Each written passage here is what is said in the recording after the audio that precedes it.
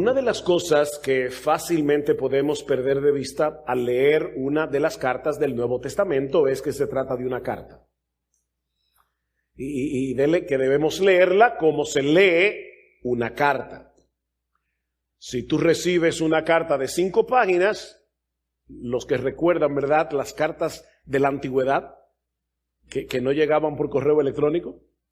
Si te llega todavía una carta manuscrita de 5 páginas, tú no lees una página hoy, otra mañana, otro pasado mañana, y así sucesivamente. No es así que se leen las cartas.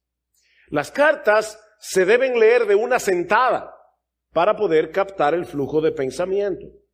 Ahora, sabemos, mis hermanos, que es difícil leer la Biblia de esa manera, sobre todo cuando son cartas muy largas, como la carta de Pablo a los Romanos, que tiene 16 capítulos.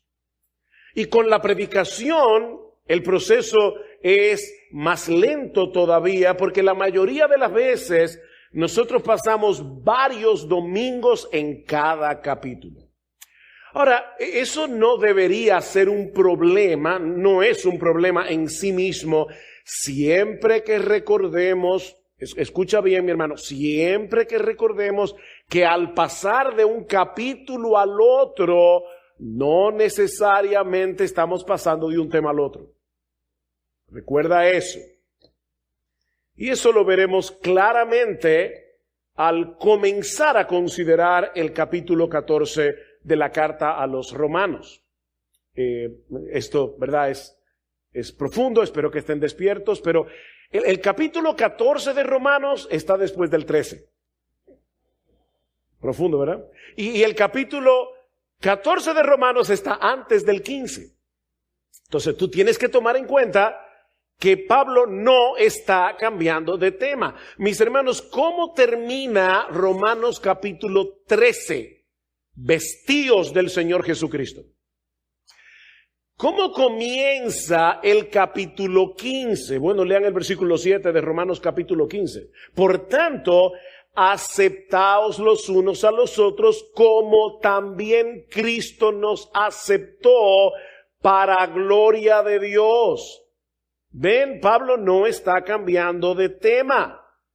Él nos está mostrando, y le está mostrando a estos creyentes de Roma principalmente, lo que implica para un grupo de cristianos en una iglesia local vestirse de Cristo al tener que lidiar con diferencias de opiniones en cosas que no son esenciales.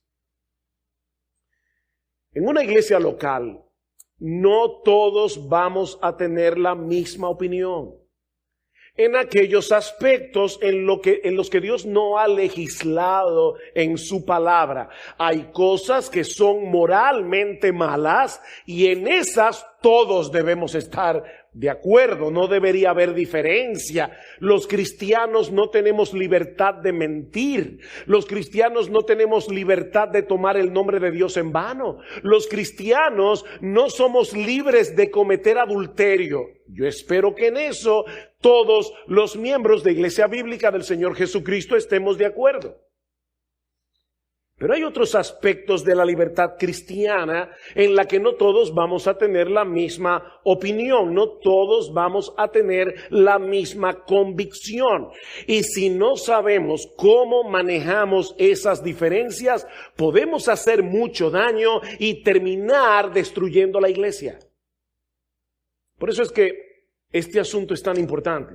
En una carta donde Pablo está tratando un tema tan crucial como el Evangelio, Pablo le dedica un capítulo entero a tratar el problema de si debemos comer vegetales o no, de si debemos guardar ciertas fiestas o no, de si debemos beber vino o no. ¿Por qué Pablo dedica todo un capítulo para tratar el problema de cómo nosotros nos manejamos en asuntos que son indiferentes, en asuntos en los que Dios no ha legislado, en cosas que no son esenciales? ¿Por qué Pablo trata este problema tan extensamente? Porque, como bien señala un autor, oigan esto, mis hermanos, porque esa ese es el corazón de este mensaje. La forma como tratamos en la iglesia las cosas que no son esenciales es un asunto esencial. La forma como tratamos en la iglesia las cosas que no son esenciales es un asunto esencial. En el caso de los creyentes en Roma, algunos judíos que se habían convertido al Señor continuaban tomando muy en serio las leyes dietéticas del Antiguo Testamento y el calendario religioso de la nación de Israel. Mientras que los creyentes de trasfondo gentil, que en el caso de la iglesia en Roma era la mayoría, y aquí definitivamente somos la inmensa mayoría, yo dudo que haya aquí algún israelita, étnicamente israelita convertido al Señor, probablemente no, nosotros somos dominicanos. Y los creyentes de trasfondo gentil no le daban la menor importancia a esas cosas. Y Pablo clasifica a ambos grupos como débiles y fuertes. Ese es el problema aquí. Los débiles y los fuertes. Los débiles en general estaban juzgando a los fuertes porque comían de todo, porque no guardaban las fiestas, porque tomaban vino, mientras que los fuertes estaban menospreciando a los débiles. De manera que ambos grupos estaban faltando a la ley del amor. Ambos grupos estaban mal representando a nuestro Señor Jesucristo. Por eso Pablo tiene que abordar ambos grupos. Romanos capítulo 14, versículo 1. Aceptad al débil en la fe.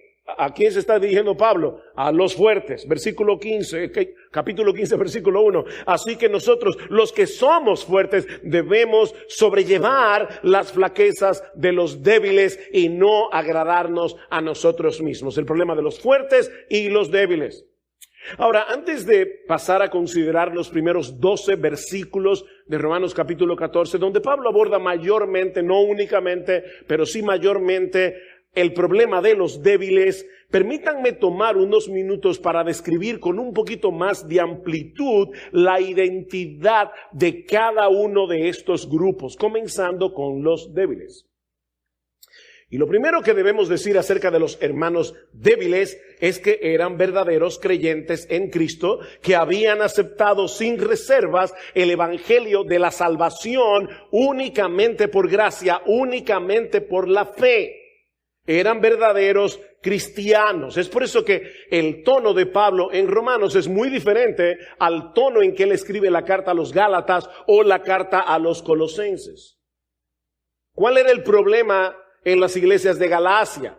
La doctrina de los judaizantes, que no aceptaban la eficacia de la obra salvadora de Cristo y querían imponer sobre estos creyentes gentiles algunos rituales y ceremonias de la ley mosaica como prácticas indispensables para la salvación. Ustedes se tienen que circuncidar, ustedes deben guardar la fiesta de la Pascua. En otras palabras, el peligro que Pablo está atacando en su carta a los Gálatas es el de abrazar una salvación por obras. Y es precisamente por eso que Pablo inicia la carta en un tono tan enérgico. Ven, estoy maravillado, dice él, de que tan pronto os hayáis alejado del que os llamó por la gracia de Cristo para seguir un evangelio diferente. No que haya otro, aclara Pablo, sino que hay algunos, oigan las palabras que usa Pablo aquí, que os perturban y quieren pervertir el evangelio de Cristo. O sea, los judaizantes de Galacia no eran débiles en la fe, eran falsos maestros. ¿Ven la diferencia? No eran débiles en la fe. Pero los hermanos débiles de la iglesia en Roma no estaban tergiversando el evangelio en su esencia. Es por eso que Pablo no los condena, sino que más bien pide a los demás miembros de la iglesia que los reciban en amor, acepten al débil en la fe, denles la bienvenida. Eran cristianos a los que les resultaba difícil despegarse por completo de las regulaciones, de las leyes del Antiguo Testamento en lo tocante a la dieta, o a las festividades religiosas que ellos habían practicado toda su vida. Aunque es probable que algunos gentiles pertenecieran a ese grupo que tampoco comían de todo, aunque por razones diferentes. Fíjense lo que dice el versículo 2. Uno tiene fe en que puede comer de todo, pero el que es débil solo come legumbres. Tenía la tentación de hablar sobre los veganos, no los que nacieron en La Vega, sino si es correcto que un creyente sea vegano. Es correcto que un creyente diga, yo no como carne, yo solamente como legumbres. Bueno, Daniel solo comió legumbres y los amigos de Daniel en Babilonia, siempre y cuando no lo hagas pensando que el que come carne está cometiendo un asesinato. Porque en Génesis capítulo 9, después del diluvio, Dios le dio al hombre la potestad de comer de todo lo que se mueve. ¿Verdad? Es en la ley mosaica que luego se regulan algunas cosas, pero luego en el Nuevo Testamento Pablo dice, de todo lo que se vende en la carnicería, comed sin preguntar nada por problema de conciencia, porque del Señor es la tierra y su plenitud. Pero no voy a hablar de los veganos. Versículo 4. ¿Quién eres tú para juzgar al criado de otro? Para su propio amo está en pie o cae, y en pie se mantendrá porque poderoso es el Señor para sostenerlo en pie. Uno juzga que un día es superior a otro. Otro juzga iguales todos los días. Cada uno esté plenamente convencido según su propio sentir. El que guarda cierto día, para el Señor lo guarda. El que come, para el Señor come, pues da gracias. El que no come, para el Señor se abstiene y da gracias. ¿Ven el problema? Debemos seguir las leyes dietéticas del Antiguo Testamento. Bueno, estos creyentes en Roma no tenían libertad en sus conciencias para hacer ciertas cosas, comer carne, beber vino, o para dejar de hacer otras, como dejar de guardar ciertas fiestas del calendario judío. Y yo estoy convencido que no se refiere al Día del Señor, pero no voy a hablar de ese tema ahora mismo. De manera, mis hermanos, que la debilidad de la que Pablo está hablando aquí es de conciencia, no de carácter. Ser débil en la fe no es lo mismo que tener una fe débil. Son dos cosas diferentes. Como bien señala un comentarista, se trata de una debilidad en cuanto a la seguridad de que la fe de uno le permita hacer ciertas cosas. Esa es la debilidad. Yo puedo comer carne y eso no está en contra de mi fe. Los cristianos fuertes eran aquellos que tenían una conciencia mejor informada. Y ellos sabían que no había ninguna razón religiosa para restringirse de aquellas cosas que Dios no había prohibido. Ahora fíjense, no necesariamente eran fuertes en su fe. Simplemente poseían un mejor entendimiento de las implicaciones de la libertad cristiana. De hecho, se puede ser débil en el sentido en que lo estamos describiendo aquí y ser fuerte en otras áreas.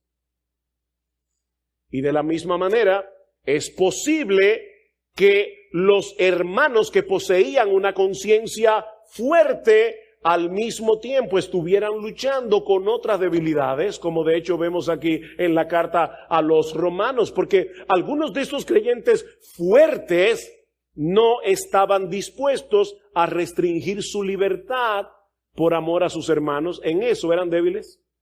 ¿Ven el punto? Eran fuertes en el sentido de que tenían un mejor entendimiento de lo que se podía y no se podía hacer, pero estaban comportándose débilmente al no usar el dominio propio y decir, está bien, yo tengo libertad para hacer eso, pero no lo voy a hacer por amor a mi hermano, me voy a restringir. En eso estaban siendo débiles. Tenían una conciencia bien informada, pero muy poca disposición a ejercer el dominio propio por amor a los que no tenían ese mismo conocimiento. En otras palabras, ellos no se estaban vistiendo de Jesús. Ellos no estaban andando en amor. ¿Ven el punto? Este conflicto entre los débiles y los fuertes estaba poniendo en peligro la unidad de la iglesia en Roma. Estaba poniendo en peligro la capacidad de esta iglesia de representar ante el mundo el verdadero carácter de Jesús. ¿Qué dice el Señor en Juan capítulo 13? Un mandamiento nuevo os doy, que os améis unos a otros, así como yo os he amado, que os améis unos a otros. En esto conocerán todos que sois mis discípulos. ¿En qué? En que os améis unos a otros. Los débiles de la iglesia en Roma estaban juzgando y condenando a los fuertes, mientras que los fuertes se estaban burlando y menospreciando a los débiles. Ustedes son quisquillosos. Qué bueno está este sándwich de jamón y queso. Ese era el problema. Oye, este chicharroncito de Villamella está en su punto, y ellos iban delante de los débiles a comer chicharrón para mostrarles de lo que ellos estaban perdiendo por su debilidad en la fe. Y mis hermanos, lamentablemente lo mismo sucede hoy en muchas iglesias. Las diferencias de opinión entre cristianos siempre han estado ahí desde el primer siglo. Y debemos aprender a manejarlas con madurez espiritual. ¿Puede un cristiano poner arbolito de Navidad en diciembre? Noten que yo no estoy preguntando si se puede poner en la iglesia. En la iglesia seguimos lo que Cristo dice, el principio regulativo de la adoración. Pero lo que tú haces en tu casa es otra cosa. ¿Puede un cristiano adornar su casa en Navidad con adornos navideños? ¿Puede un cristiano ir al cine? ¿Puede un cristiano ver televisión? Yo me convertí en una iglesia bastante legalista y una de las primeras cosas que me preguntaron cuando yo me fui a bautizar, ¿tú vas al cine? Pregunta difícil porque, no se rían de esto, pero cuando yo no era creyente, mi anhelo era estudiar cine. Y de hecho entré a la universidad, estando todavía en el bachillerato, para estudiar cine. El cine era mi pasión. Y en la iglesia donde yo me convertí me dijeron que un verdadero cristiano no iba al cine. Y yo le dije, no hay ningún problema. Yo no voy a poner a Cristo en contraposición con el cine. Si no se puede ir al cine, no hay problema. Yo pasé 20 años sin ir al cine. Desde los 18 hasta los 38 años de edad. Y déjeme decir algo, no se me cayó un brazo ni nada de eso. Soy bastante normal a pesar de eso. Pero la pregunta es, ¿puede un cristiano ir al cine? ¿Puede un cristiano ver televisión? Y estamos hablando aquí, mis hermanos, obviamente de ver películas que sean moralmente correctas, apropiadas, aptas para cristianos, en quienes mora el Espíritu Santo. Sabemos que es pecado emborracharse, pero ¿significa eso que un cristiano no debe de ninguna manera tomarse una copa de vino? ¿Debemos adorar en la iglesia únicamente con himnos tradicionales o podemos alabar también con himnos contemporáneos? ¿Debemos acompañar la alabanza únicamente con un piano o podemos usar en la iglesia otros instrumentos musicales? En algunas iglesias, en el día de hoy, donde hay una batería, el Espíritu Santo no está. De la misma manera hay iglesias que donde no hay batería tampoco está el Espíritu Santo. O sea, miren la mentalidad. O sea, la presencia o no presencia del Espíritu Santo depende de que haya batería o no haya batería. Y las iglesias se dividen por esa cosa. Ahora estamos en medio de una pandemia. ¿Es correcto que nosotros sigamos el protocolo exigido por el gobierno? ¿O al hacerlo nosotros estamos claudicando ante la autoridad del César? ¿Saben que en algunas iglesias en Estados Unidos, sobre todo en Estados Unidos, no sé en América Latina, pero en Estados Unidos ahora mismo hay iglesias que se están dividiendo por el tema de la mascarilla? El que usa mascarilla para el Señor lo hace y el que no lo usa para el Señor no lo hace. Claro, aquí no. Aquí ponte la mascarilla. Porque nosotros creemos que en un asunto de salubridad pública debemos seguir el protocolo que el gobierno exige. Hay una diferencia. Pero esa es nuestra convicción. Puede ser que haya otro grupo de cristianos que tenga otro tipo de convicción. Podemos diferir en este asunto. Ven, hermanos, la lista es interminable. La pregunta es, ¿cómo debemos lidiar con esas diferencias dentro de la iglesia en una forma tal que nosotros mostremos el amor de Cristo en nuestro trato unos con otros? Bueno, eso es lo que vamos a comenzar a ver en el resto de este mensaje y vamos a seguir el próximo domingo, comenzando hoy con las instrucciones que Pablo les da a los creyentes débiles. Es interesante notar que el capítulo 14 de Romanos es uno de esos pasajes que se citan a menudo para pedirle a los hermanos fuertes que limiten su libertad por amor a los hermanos débiles. Pero cuando observamos este capítulo más detenidamente, nos damos cuenta que lo primero que hace Pablo aquí es proteger la libertad cristiana de todos, de los débiles y de los fuertes. Eso es lo primero que hace Pablo.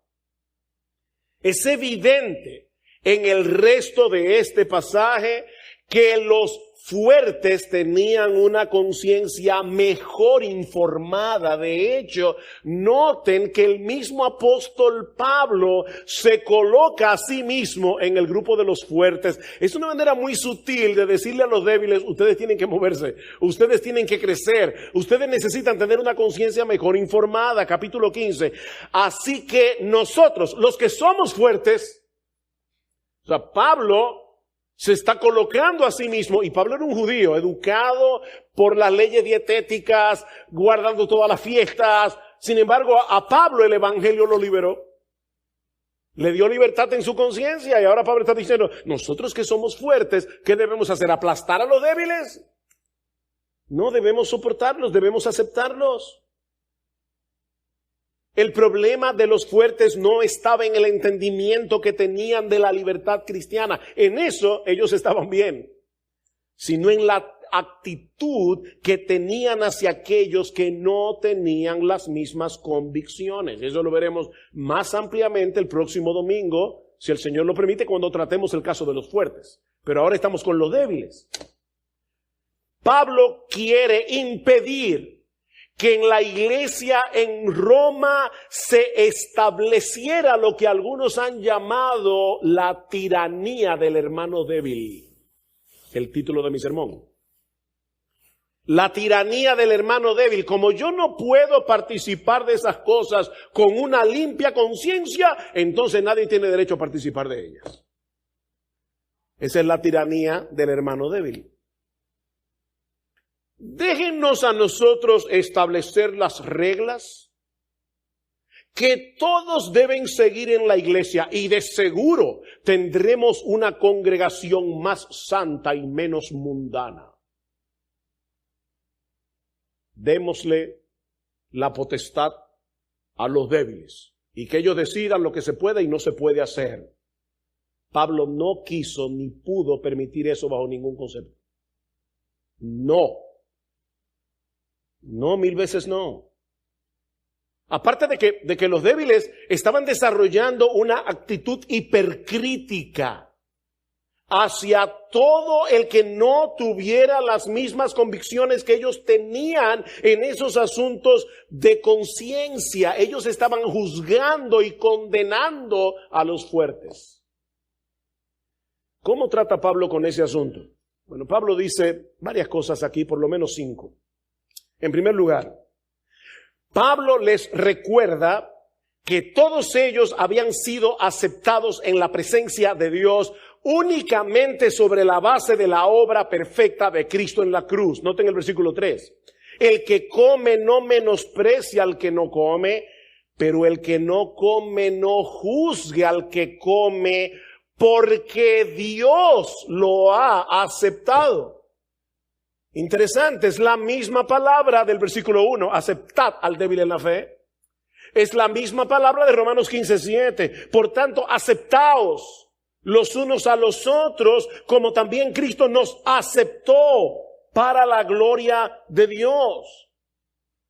Esta palabra Aceptar significa dar la bienvenida a otra persona con un amor genuino, como recibimos a los miembros de nuestra familia. Mis hermanos, si Dios nos ha aceptado, justificándonos por la fe en la persona y la obra de Cristo, únicamente por gracia, ¿quiénes somos nosotros para rechazar a otros miembros de la familia por asuntos de preferencia personal? ¿Quiénes somos nosotros?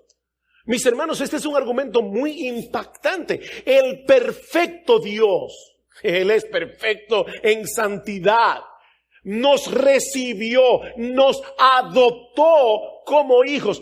Pero tú rechazas a otro hermano porque prefiere adorar con batería. Tú rechazas a otro hermano porque puso un arbolito de Navidad en diciembre. John Stott dice al respecto: ¿cómo nos atrevemos a rechazar a una persona a la que Dios ha aceptado? De hecho, la mejor manera de determinar cuál debe ser nuestra actitud con la otra persona es determinar cuál es la actitud que Dios tiene hacia ella. Y de paso, hermanos, eso se aplica a muchísimas cosas, aunque no tienen que ver con el tema que estamos tratando aquí. Hay personas que son quisquillosas para comer. Son quisquillosos. Se educaron toda la vida teniéndole a ciertas cosas. Hay otros que comen lo que sea y donde sea, moqueado, sin moqueo, todo lo que sea. Bien, mira, si tú puedes ir a Villamella y comerte una carne frita, moquear, pero por todas partes, bien, esa es tu libertad. Pero no te burles, no menosprecies. Hay un menosprecio en ciertas burlas. No te burles del que no puede comer esa carne moqueada. Yo sé que hay gente que nos está viendo de otros países y dice, ¿qué es eso? Bueno, una carne que ha sido visitada previamente por las moscas. Para decirlo, ¿verdad?, de la manera más fina que puedo. No te burles, te estás burlando de un hijo de Dios. En segundo lugar, Pablo les recuerda a los débiles quién es el amo y señor de nuestras conciencias. Versículo 4. ¿Quién eres tú para juzgar al criado de otro? Para su propio amo está en pie, y en pie se mantendrá porque poderoso es el Señor para sostenerlo en pie. ¿Quién eres tú? Sin darse cuenta, los creyentes débiles se estaban enseñoreando de las conciencias de los demás, como si ellos fueran dioses.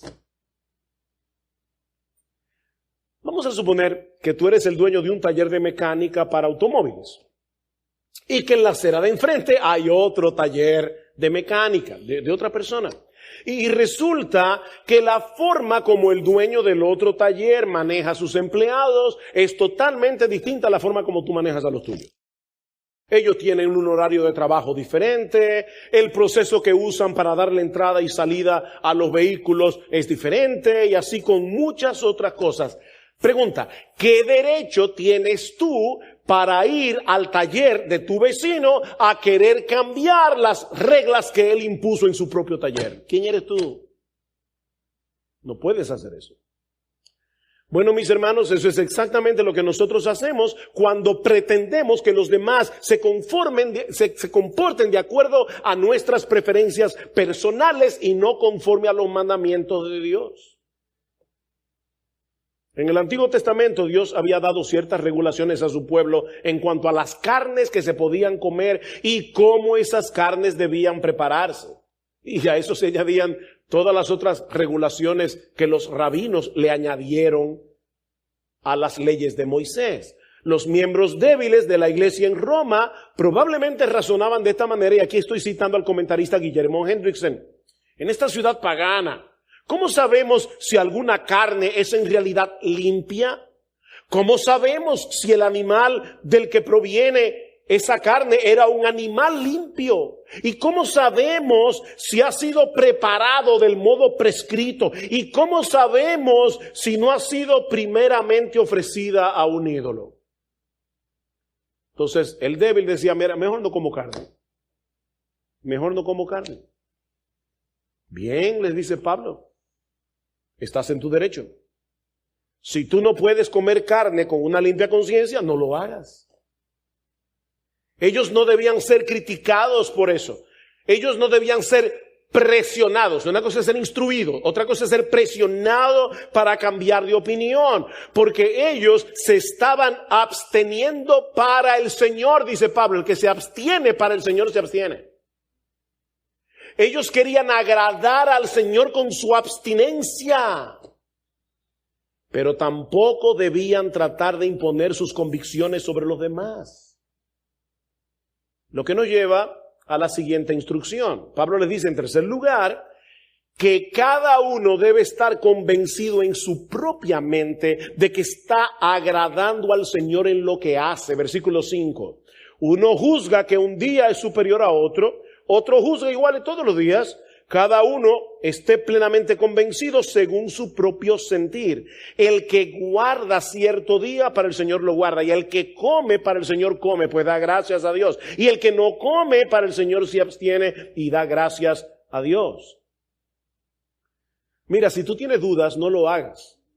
Eso es lo que dice Pablo en el versículo 23. 23. El que duda, si come se condena, porque no lo hace por fe. Y todo lo que no procede de fe es pecado. O sea, tú estás diciendo, ¿puedo yo comer jamón? Yo creo que no. Pero me lo voy a comer como quiera porque el otro cristiano que está en mi iglesia come jamón. No, espérate, no. Si tú tienes dudas de que comer jamón es pecado, no te lo comas. Averigua mejor, pero no te lo comas. Hasta que tengas una conciencia mejor informada.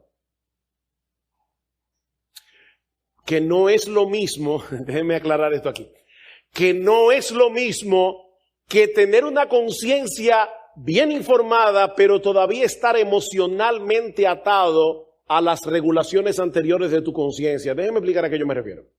Yo les decía que en la iglesia donde yo me convertí era muy legalista. Y una de las cosas que nos decían a nosotros es que no se puede oír ni música clásica. Porque Beethoven era un impío, Mozart era un impío y toda esa gente era un impío. Entonces, no se puede oír música de alguien que lo compuso un impío. Entonces, ¿qué pasó con nosotros? Bueno, mi papá era una persona que le gustaba mucho la música clásica, nos educó para eso. A nosotros nos gustaba la música clásica. En la temporada de música clásica en el Teatro Nacional íbamos, pero tan pronto nos convertimos dejamos de ir al Teatro Nacional. A oír música de Beethoven, música de Mozart, no podíamos. Cuando nos convertimos después, nos convertimos al Señor, pero luego crecimos un poco más y comenzamos a leer sobre todo a los puritanos ingleses y comenzamos a liberar nuestra conciencia, nos dimos cuenta que eran reglas de hombres y que nosotros no debíamos seguir esas reglas de hombres, que no pecábamos si íbamos al Teatro Nacional. Pero déjenme hacerles una pregunta. ¿Cómo ustedes creen que yo me sentí la primera vez que después de años sin pisar el Teatro Nacional fui a escuchar un concierto? Emocionalmente me sentía raro.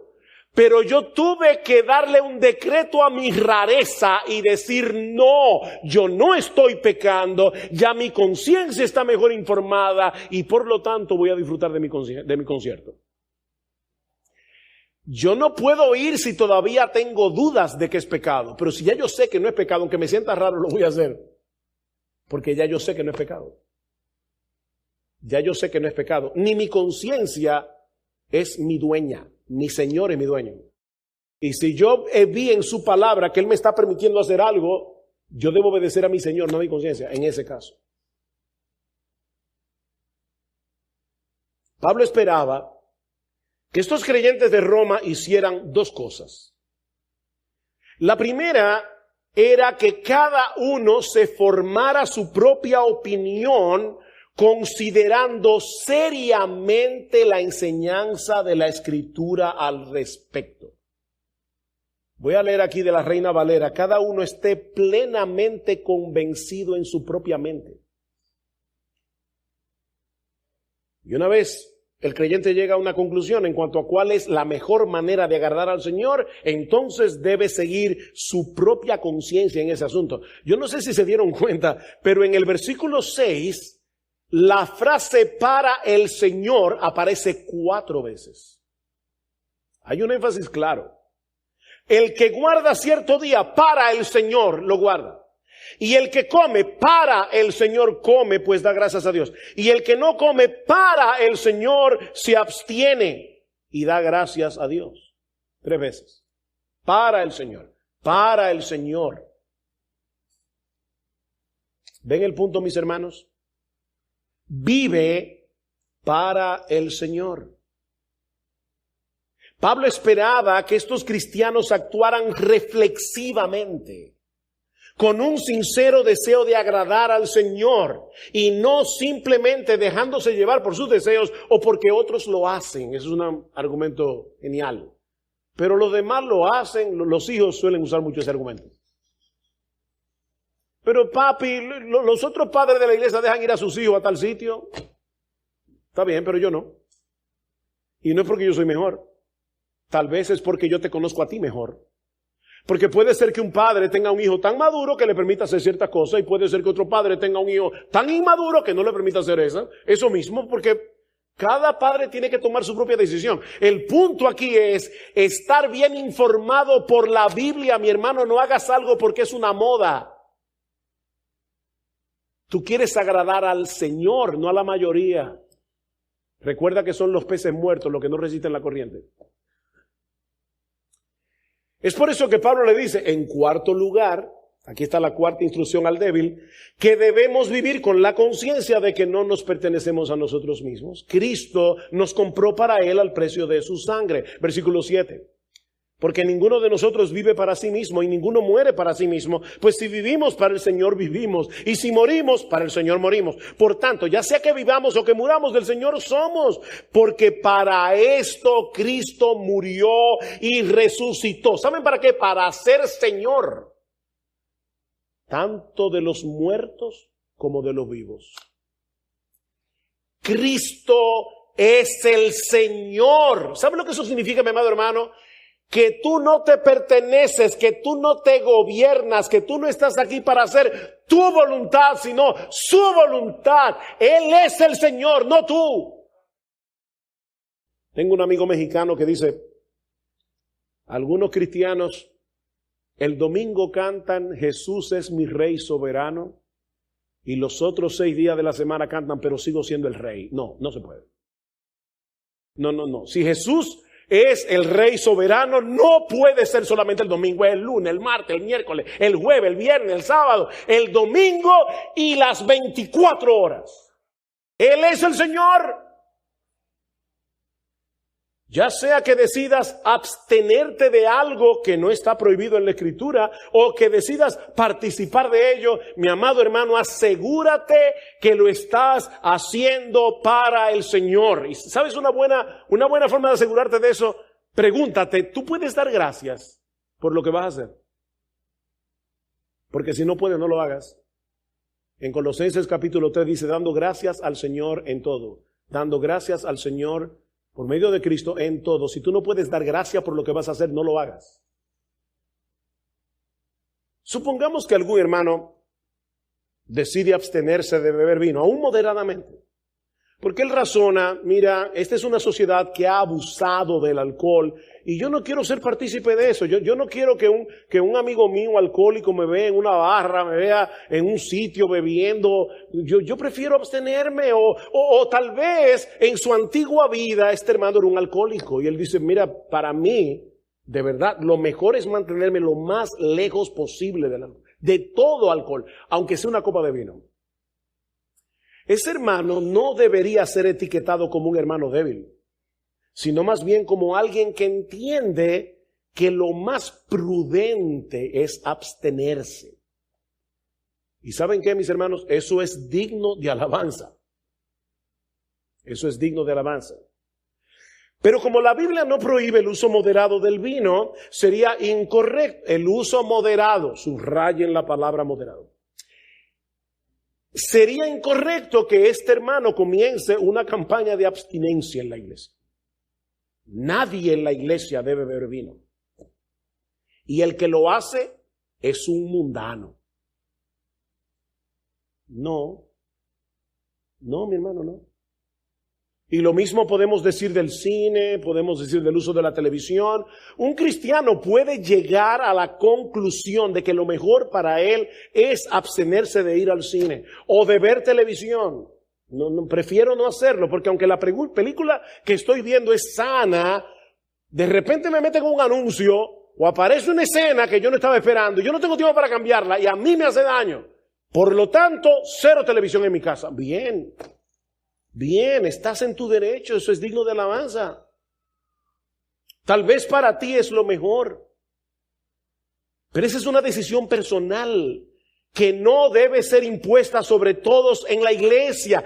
El que se abstiene es para el Señor que lo compró.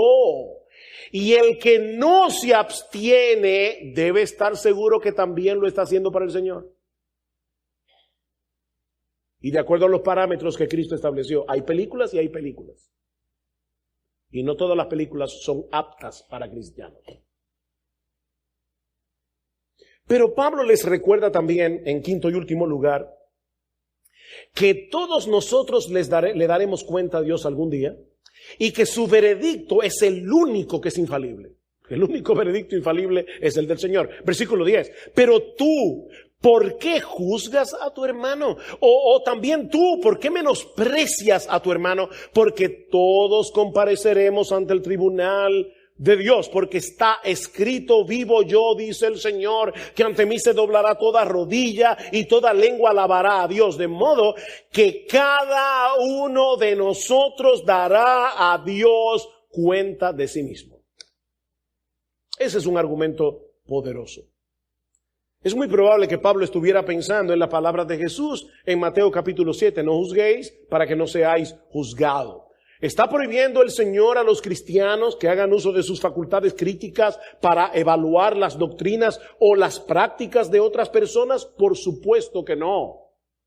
En ese mismo capítulo, el capítulo 7 de Mateo, el Señor nos advierte que tengamos cuidado con los falsos profetas, que tengamos cuidado con los falsos maestros. Pero ¿cómo yo puedo distinguir quién es un falso profeta o quién es un falso maestro si yo apago mi juicio crítico? Yo tengo que evaluar lo que está predicando, yo tengo que evaluar la conducta de ese maestro para saber si es verdadero o es falso.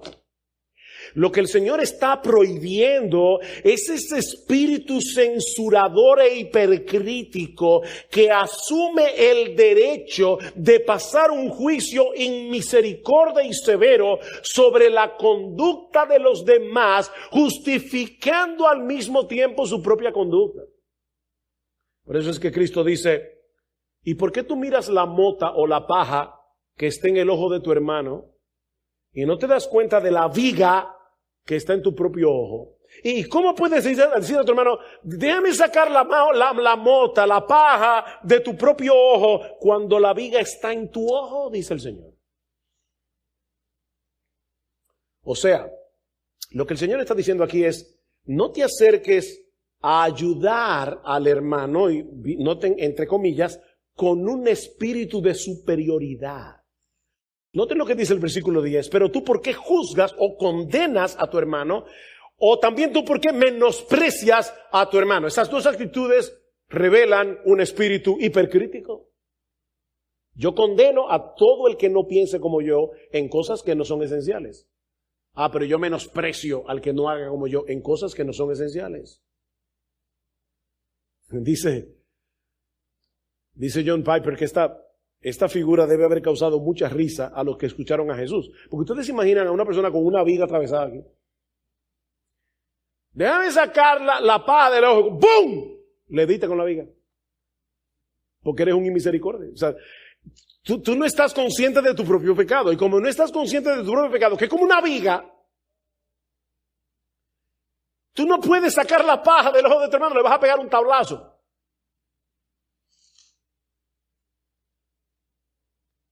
Debemos acercarnos al hermano con un espíritu humilde, Gálatas 6:1, considerándote a ti mismo, no sea que tú también seas tentado. Tú no eres mejor que el otro. Y 2, mostrándole afecto fraternal. Pablo dice, ¿por qué juzgas a tu hermano? Es tu hermano. Es un hijo de Dios. De hecho, noten lo que dice en Romanos 15:14, el siguiente capítulo. En cuanto a vosotros, hermanos míos, yo mismo estoy también convencido de que vosotros estáis llenos de bondad, llenos de todo conocimiento y capaces también de amonestarse los unos a los otros. ¿Cómo es la cosa? Llenos de bondad y llenos de conocimiento. Miren, mis hermanos, si estuviéramos más conscientes de nuestros propios pecados, dejaríamos de ser tan severos al juzgar a los demás, sobre todo cuando se trata de cosas que no son esenciales. Por otra parte, yo creo que Piper tiene razón al decir que este texto también nos prohíbe llegar a la conclusión de que alguien no es creyente porque no tiene las mismas convicciones que nosotros con respecto a asuntos de conciencia. Cuando Pablo dice, ¿por qué juzgas a tu hermano? Lo que está diciendo es, ¿por qué tú condenas a ese que es tu hermano? Cuando Gloria y yo nos casamos, nos fuimos a Puerto Plata a establecer una iglesia allá.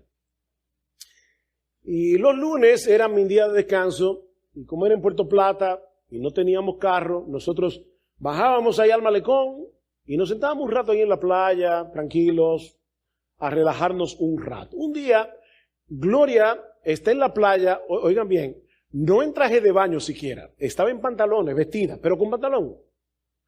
Y pasó una pareja, y yo no me acuerdo si era que tenían una Biblia en la mano. Yo sé que por alguna razón comenzamos a hablar y resulta que esa pareja eran miembros de una iglesia. Nosotros nos identificamos como miembros también de una iglesia, éramos cristianos, evangélicos. Pero la hermana comenzó a evangelizar a Gloria y a tratarla como una impía. ¿Por qué? ¿Estaba mal vestida? No, porque tenía pantalón. Un pantalón holgado inclusive, en la playa. Y ya por eso ella llegó a la conclusión de que Gloria tenía que ser inconversa. Eso es precisamente lo que Pablo está prohibiendo aquí. No puedo llegar a la conclusión de que una persona no es un verdadero creyente porque bebe vino, espero que moderadamente, ¿verdad? O porque en diciembre puso un arbolito de Navidad. El veredicto final con respecto a este asunto, y eso es lo que Pablo está estableciendo aquí, está en las manos de Dios. Y saben que un veredicto que con respecto a los cristianos ya fue pronunciado en el cielo. No hay condenación para aquellos que están en Cristo Jesús. Y tú lo estás condenando.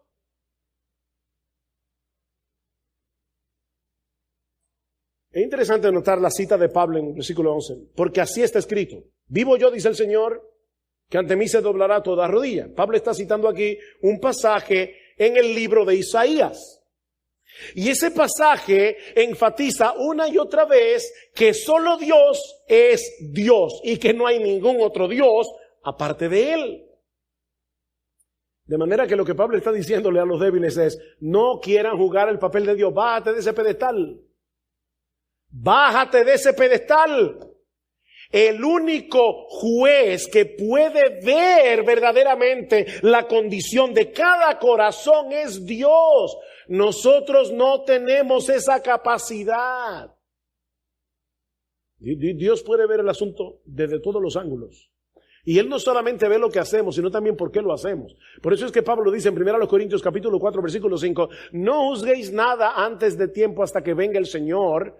¿Qué es lo que no debemos juzgar antes de tiempo? Síguele diciendo el versículo, el cual aclarará también lo oculto de las tinieblas y manifestará las intenciones de los corazones. Solo Dios puede ver lo oculto de las tinieblas. Solo Dios puede ver las intenciones del corazón. Ni tú ni yo podemos hacer eso.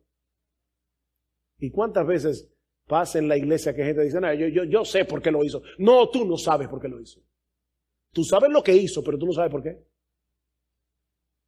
Y lo que más me llama la atención de ese texto es que Pablo dice, y entonces, cada cual recibirá su alabanza de Dios. Ese texto no es negativo, es positivo. Pablo está diciendo, solo Dios conoce los corazones. Y hay hermanos que tal vez tienen costumbres distintas a las tuyas, tal vez tienen convicciones distintas a las tuyas en esas cosas que no son esenciales. Pero ¿saben qué? Son más apasionados por Cristo que tú.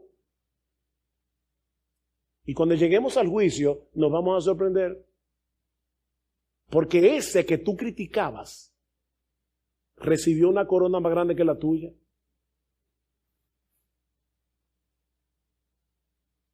Bájate de ese pedestal. Vive para agradar a Dios, procurando intencionalmente su aprobación en todo lo que hace. El que se guía por ese principio, en la generalidad de los casos, será un instrumento de bendición para otros, en vez de ir por la vida condenando a los demás, o menospreciándolos, o haciéndolos tropezar. El primer rey que logró unificar las tribus guerreras de la península arábiga fue Abdelaziz bin Saud, quien gobernó Arabia Saudita en los primeros años del siglo XX. Resulta que en 1930 y a principios de los 40, algunas compañías petroleras norteamericanas comenzaron a establecerse en ese territorio de fuertes convicciones islámicas, lo que trajo como consecuencia que muchos extranjeros, sobre todo norteamericanos, se mudaron a Arabia Saudita. Algunos de ellos profesaban ser cristianos, así que se acercaron al rey Abdelaziz y le preguntaron si ellos podían establecer iglesias cristianas. El rey les prometió que lo iba a pensar. Pero ¿saben qué pasó? Una semana más tarde, otro grupo de la compañía petrolera vino también delante del rey para preguntarle si en el territorio de la compañía ellos podían beber bebidas alcohólicas. El rey muy sabiamente les hizo esta pregunta: si ustedes tuvieran que elegir entre iglesias o beber alcohol, ¿cuál ustedes elegirían? Ellos dijeron, beber alcohol. El rey entonces les respondió, si hubieran escogido las iglesias, les habría dado permiso para tener las dos cosas. Pero ya que escogieron el alcohol, no podrán tener ninguna de las dos. Supongo que el rey entendía que aquellos que tratan de vivir sus vidas delante de Dios se van a comportar de una manera responsable para con ellos mismos y para los demás. Pero como ellos prefirieron el alcohol, le dijo, no, ahora no van a tener ninguna de las dos. Mis hermanos, lo que Pablo está tratando de hacer con estos creyentes en Roma era llevarlos a considerar lo que es verdaderamente importante en la discusión sobre cosas no esenciales. Y lo verdaderamente importante es preservar el evangelio y la gloria de Jesucristo en la iglesia. ¿Tenemos la conciencia de que somos siervos de Cristo? Y de que debemos estar dispuestos a hacer todo lo que sea necesario para promover el bienestar de esa iglesia que Él compró con su sangre. ¿Tú estás consciente de eso? Miren lo que dice Pablo en Romanos capítulo 14, versículo 16. No permitáis que se hable mal de lo que para vosotros es bueno, porque el reino de Dios no es comida ni bebida, sino justicia, paz y gozo en el Espíritu Santo. Porque el que de esta manera sirve a Cristo es aceptable a Dios y aprobado por los hombres. Así que procuremos, seamos intencionales en lo que contribuye a la paz y a la edificación mutua. Mis hermanos, esto no es un asunto de vegetales, de vino, de días. Es la gloria de Cristo. Es el evangelio lo que está en juego aquí. Déjenme hacerles una pregunta y ya con esto concluyo. ¿Ustedes creen que sería mejor Si todos los miembros de la iglesia tuvieran exactamente las mismas convicciones con respecto a cosas no esenciales, vamos a tener una iglesia donde la gente puede poner arbolito, una iglesia donde no puede poner arbolito, una iglesia que adora con batería, una iglesia sin batería, una iglesia donde la gente va al cine, otra gente no va al cine, uno que tiene televisión, otro no tiene televisión. Vamos a una iglesia uniforme. ¿Sería eso lo mejor?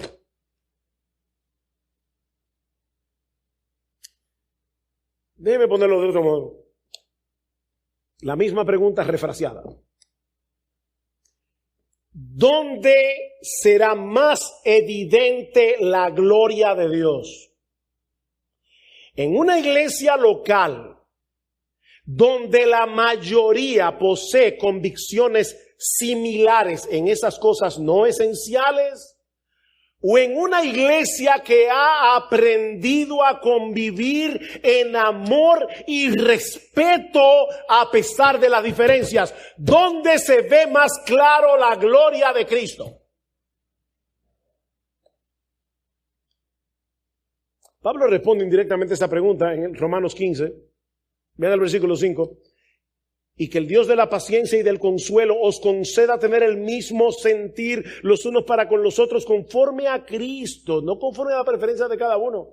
Para que unánimes a una voz glorifiquéis al Dios y Padre de nuestro Señor Jesucristo. Por tanto, aceptaos los unos a los otros como también Cristo nos aceptó para la gloria de Dios. No hay que ser muy observador para darnos cuenta de la enorme diversidad que puede haber en una iglesia local. Y mientras más grande la iglesia, más diferencias.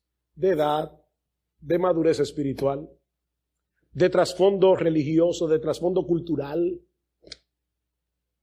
Pero como bien señala John MacArthur, tal diversidad puede fortalecer a una congregación local, porque les recuerda a sus mismos miembros y también da testimonio al mundo que les rodea acerca de la magnitud del poder de Jesucristo para unir en un solo vínculo de amor a personas tan disímiles a fin de tener comunión fraternal en una unidad auténtica y profunda. Miren, mis hermanos, cualquiera puede hacer un club social, pero solo Cristo puede hacer iglesias. Solo Cristo. Donde los creyentes se aman entre sí y se aceptan a pesar de las diferencias en estas cosas no esenciales. Es ese amor y esa unidad en la diversidad lo que trae mayor gloria al único que merece gloria, nuestro bendito Señor y Salvador Jesucristo. Oh, mis hermanos, que el Señor nos ayude a seguir creciendo en amor los unos para con los otros, para que nuestro bendito Salvador sea más ampliamente glorificado en la iglesia bíblica del Señor Jesucristo hasta que Él regrese en gloria.